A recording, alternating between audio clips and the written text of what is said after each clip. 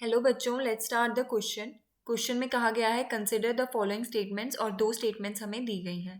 तो पहली स्टेटमेंट में कहा गया है lipids are water insoluble compounds, यानी कि जो लिपिड्स होते हैं वो वाटर में इनसॉल्युबल होते हैं। तो हम देख लेते हैं कि लिपिड्स जो है वो किस टाइप के कंपाउंड्स होते हैं। लिपिड्स जो होते हैं वो नॉन पोलर इन नेचर होते हैं। Lipids are non polar in nature. इसका मतलब है कि वो वाटर में सॉल्युबल नहीं होते, which means that they are insoluble in water. तो वो किस में सॉल्युबल होंगे?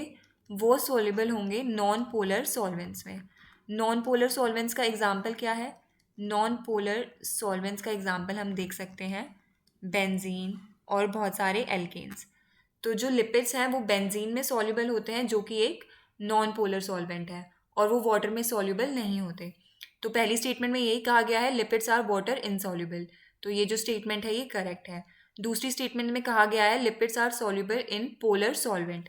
तो ये जो स्टेटमेंट है गलत है, क्योंकि जो लिपिड्स होते हैं वो नॉन पोलर सॉल्वेंट्स में सॉल्युबल होते हैं।